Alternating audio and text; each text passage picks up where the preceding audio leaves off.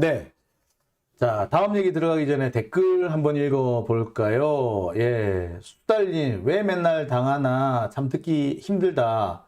얼음꽃님, 2030 불쌍해서 어떡해요? 아, 글쎄요.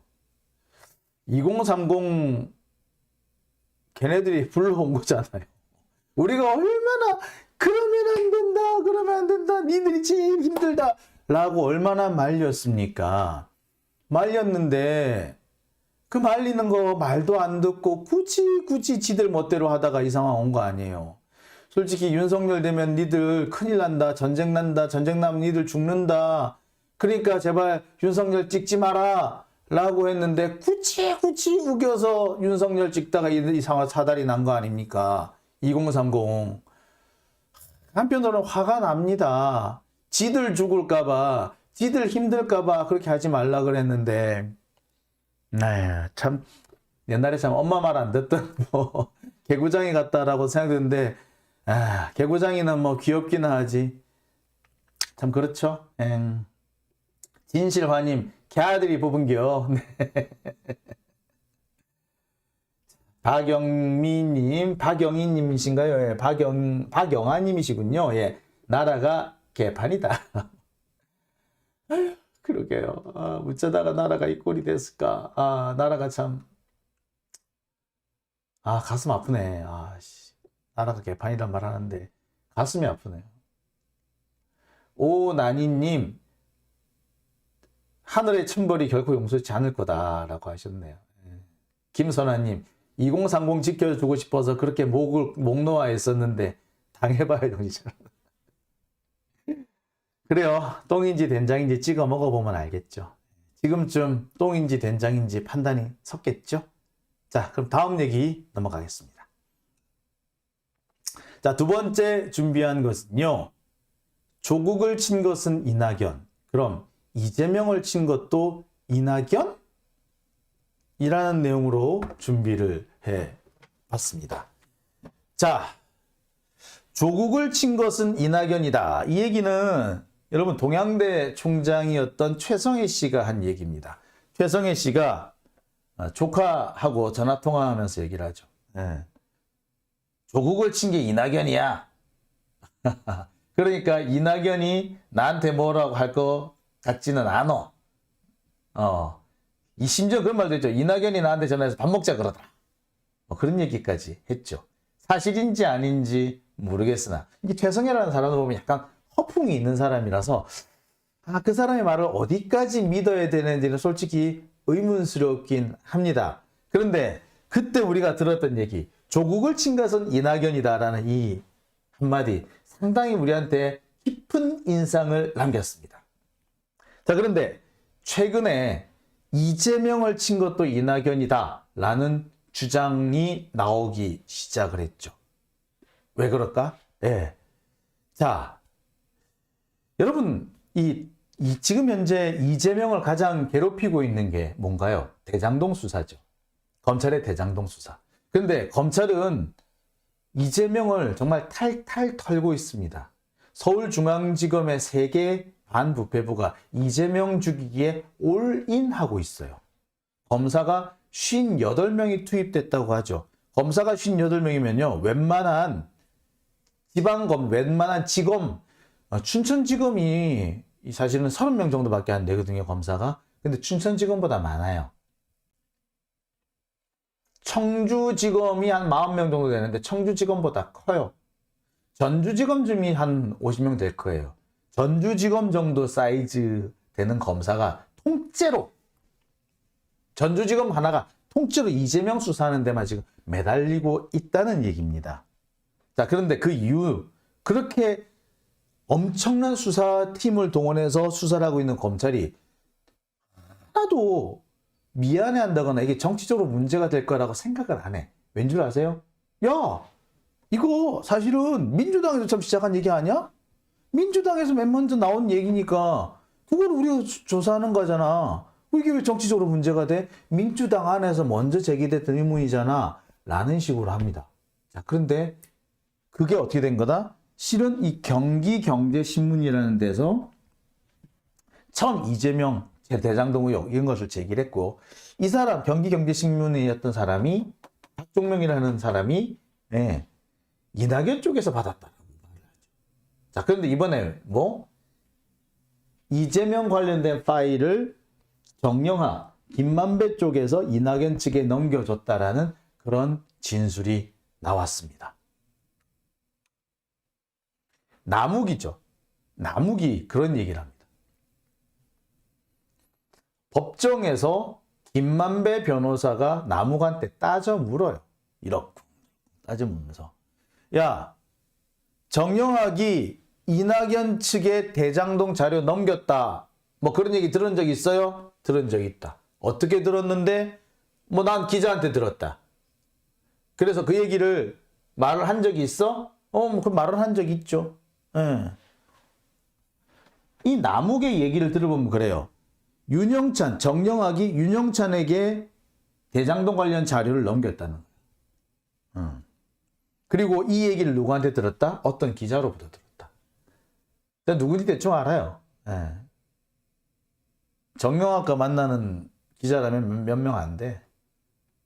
YTN 뭐 배성준일 수도 있고 뭐 그래. 몇 사람이 있어요.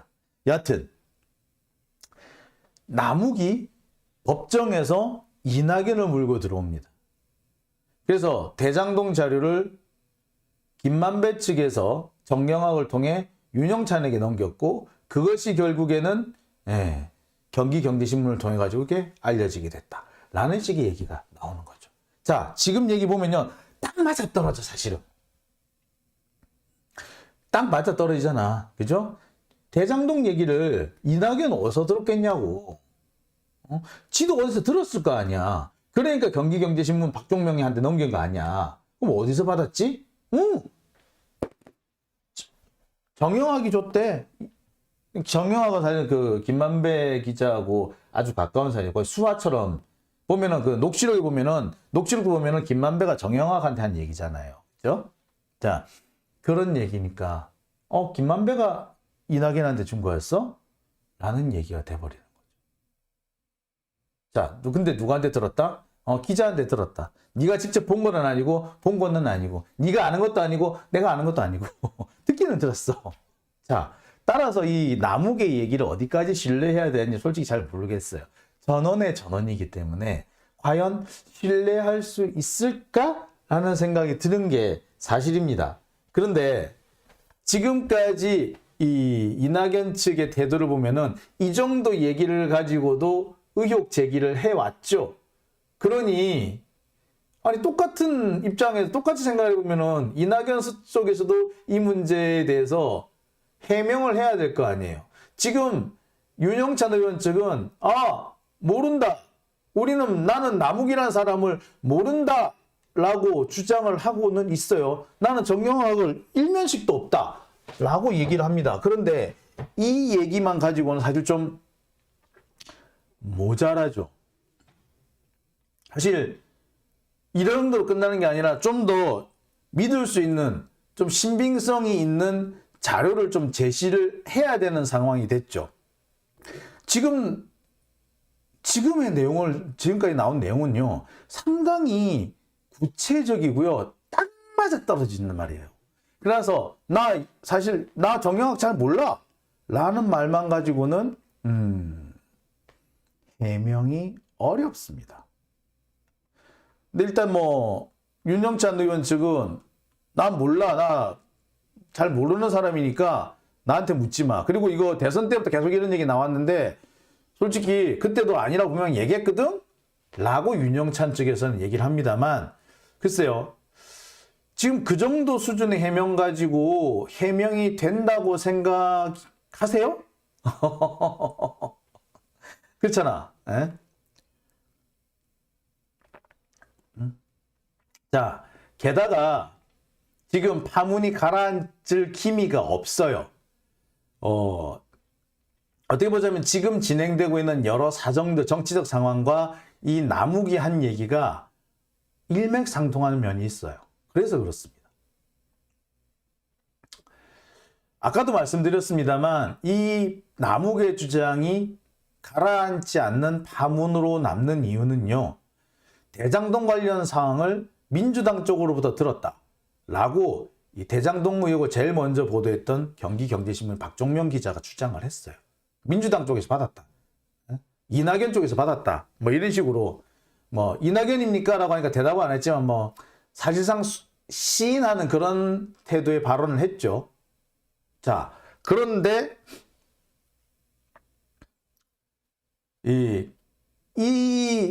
그 박종명 기자의 발언하고 남욱의 발언을 종합을 해보면 김만배, 정영학, 윤영찬, 이낙연, 박종명으로 이어지는 그림이 딱 떨어진다 이거예요. 어쩜 이렇게 딱 맞아 떨어지지? 서로 각각 별개의 전혀 교류가 없는 사람들의 진술인데 이렇게 딱 맞아 떨어질 수가 있지? 아구가 딱 맞아 떨어질까? 라는 생각이 들 수밖에 없죠. 그러니까 파문이 가라앉지 않는 겁니다. 게다가 김종민 의원이 분당하겠다는 비슷한 얘기를 했죠. 내년에 재창당 수준의 움직임이 있을 것이다 라고 얘기를 했습니다. 사실상 분당을 하겠다는 말이나 다름이 없어요. 이재명이 물러나지 않으면 분당하겠다 이런 주장을 했죠. 여기에 이 김종민 의원 이 사람만 얘기를 했으면 얘기가 달라요. 박영선도 여기에 한 커브 들고 나타났죠. 민주당이 미래와 민생을 얘기해야 되는데 이재명의 사법 리스크에만 매몰돼 있다. 이런 식으로 흘러가면 분당 가능성이 있다 라고 말했습니다. 이게 신장식의 신장기업에 가서 박영선이 한 얘기입니다. 여기 김종민이 안 그래도 분당 비슷한 얘기를 했는데 박영선이 거기에 한마디를 더 보탰어요. 자, 여기 하나 더 있죠. 박영선 한마디 더 합니다. 뭐 MBC인가요? 거기 가서 그랬습니다. 물어요. 분당이 필요하다고 생각하십니까? 이대로 갈 수 없다. 민주화 중심 세력의 시대적 소명이 여기까지라면 새롭게 거듭나야 한다. 그러니까 운동권 세력이 이제 물러나라 이거지. 지금 운동권 아니다 이거지. 그러면서 뭐라 그런다? 이재명은 공천권을 내려놓아야 라고 얘기를 합니다. 지금 보다 분당 안 할 수 있는데 분당 안 하려면 공천권 내려놓아야 해 라고 얘기를 하는 거죠. 자, 박영선은 여기에 대해서 뭐라고 얘기를 한다? 지금은 디지털 대전환 시대이기 때문에 국민들이 직접 공천권을 행사할 수 있도록 그런 방식으로 하자 이 말이다. 속보인다, 그죠? 근데 그거는 당의 개혁을 얘기하는 거지. 그걸 얘기를 하면서 분당 운운한다는 게 앞뒤가 안 맞죠. 분당을 얘기를 하면서 공천권을 얘기했다는 건 뭐 말한다? 나한테 공천권을 넘겨 이 말이지. 갑자기 이제 와가지고서는 국민들한테 당원 디지털 대전환의 일종으로 디지털을 통해서 공천권을 국민 행사할 수 있도록 하겠다. 아니 그거는 그냥 당의 개혁이지. 공천제도 개혁을 얘기하면서 할 수 있는 얘기지. 굳이 분당 얘기를 하면서 할 얘기는 아니거든요. 그러니까 박영선도 지금 분당 어쩌고 했다가 지금 반발이 거세니까 뜨거 하고 후다닥 지금 주워 담는 거죠. 그래서 디지털 대전환이 어쩌고 디지털 시대에 국민들한테 공천권을 넘겨주기 위해서 어쩌고 한다. 이런 식으로 이렇게 얘기를 막 바꾸더라고요. 근데, 속 보인다. 그죠? 정말 속 보이는 얘기죠. 국민을 우롱하는 겁니다. 아이고, 이런님, 추장군을 기억합시다. 라고 하셨고요. 이선영님, 대통령이 장관 임명하지 말고 장관도 선거해라. 온리민주당님, 77.77%로 당선된 당대표를 내보내려고, 사실 이게 정말 말도 안 되는 얘기인 게, 77.77% 역대 이렇게 높은 지지율을 받은 당대표가 있었던가요? 문재인 대통령도요, 40% 지지밖에 못 받았었어요. 근데 이재명은 77.77%.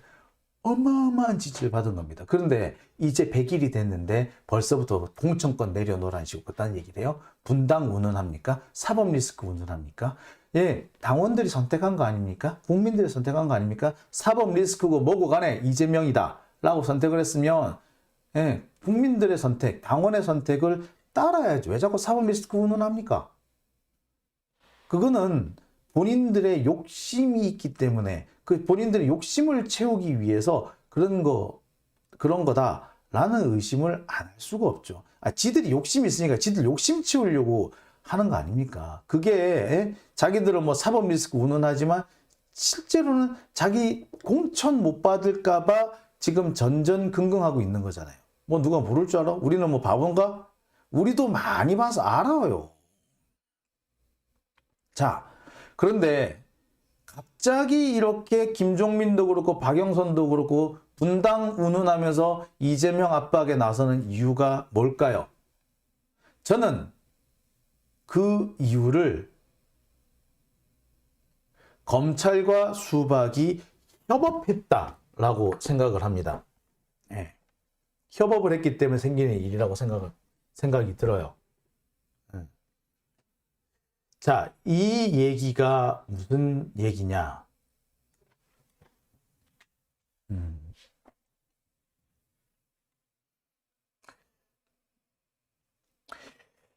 지금 박영선도 그렇고 김종민도 그렇고 수박 전부 다 하는 얘기가 사법 리스크 얘기를 많이 해요. 이재명이 잘못하면은 검찰한테 잡혀갈 수 있고 구속영장이 떨어질 수 있기 때문에 아유 우리 대비해야 돼.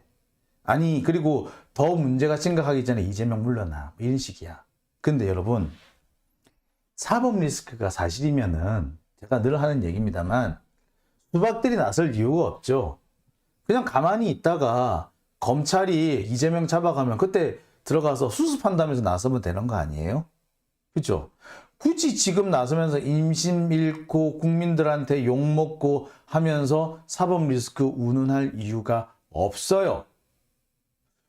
오히려 이들이 사법 리스크 운운한다는 얘기는 달리 말하자면은 이재명이 안 잡혀갈 거다라는 얘기를 하는 거나 다름이 없죠. 얼굴이 그렇게 뿌옇까? 예. 지나치게 뿌옇다, 그죠? 예.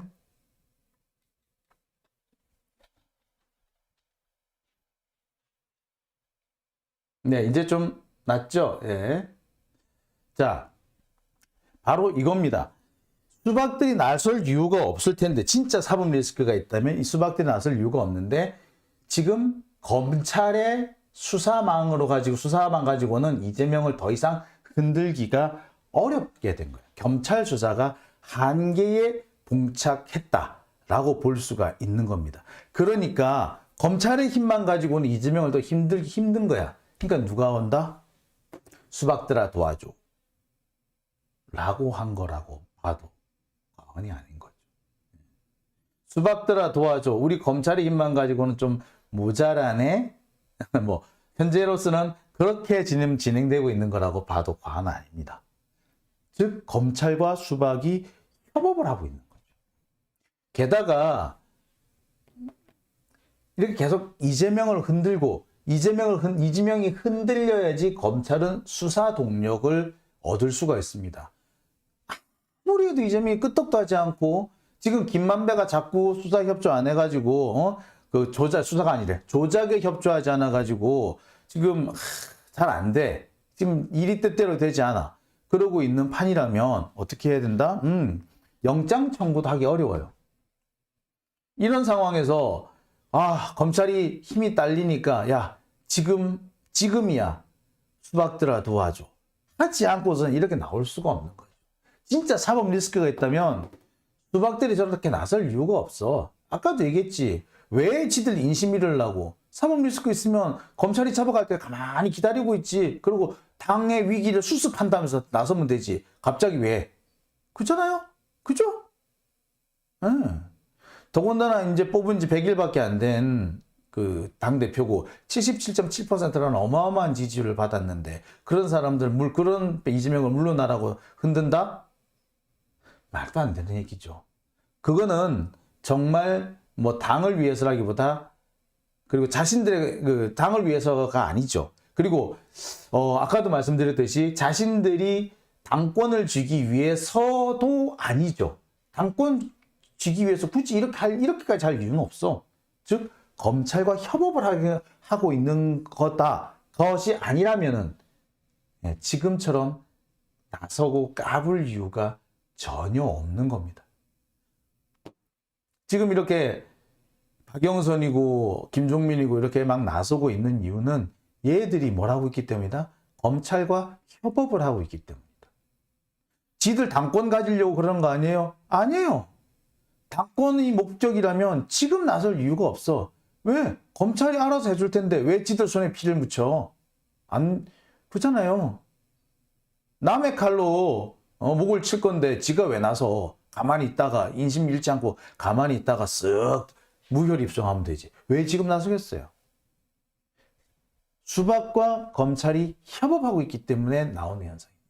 하필 지금 이 시점에 그리고 수사가 한참 고비를 넘고 있는 이 시점에 그리고 검찰의 수사가 딱 한계에 봉착했다 싶을 때 갑자기 흔들고 나온다. 아니 수사가 검찰 수사 막 잘 되고 있을 때 나왔으면 야 진짜 잡혀가나 보다라고 했다 쳐. 근데 지금 검찰 수사가 딱 한계에 봉착했잖아. 아이고 더 진행하기 어렵겠는데 잘못하면 여기서 검찰이 수사를 멈춰야 되겠는데 라고 하고 있을 때 굳이 이렇게 나온 이유가 뭐야?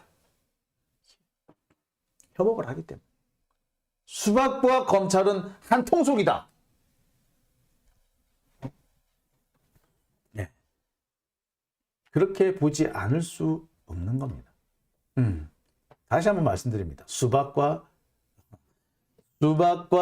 검찰은 현재 한 통속이다. 자, 참 답답하죠. 그런 면에서 보자면은 아니 이재명 물러나고 나면은 그러면 누가 그 자리를 차지할 건데? 간단하지 뭐. 박영선은 자기가 그 자리를 차지하려고 하는 모양이야. 자기가 욕심 있나 봐. 박영선이 당대표도 한 적도 있잖아 사실은. 그죠? 그랬는데 그래서 자기가 다시 한번 그 당대표에 도전을 하고 싶은 모양이에요. 예. 그런데 아니지. 예. 그 자리는 이낙연이 차지할 거예요. 자, 뭐 보겠습니다. 예. 자, 어떻게 보면은 이제 조금 진행되면은 수박들끼리 싸움이 날랑가도 모르겠네요. 볼만하겠다, 그죠? 수박들끼리 싸움 나는 것도 참 볼만하겠네요. 자, 자 여기까지 얘기하고 다음 얘기로 넘어가 볼까요? 네, 다음 얘기로 넘어가 보겠습니다.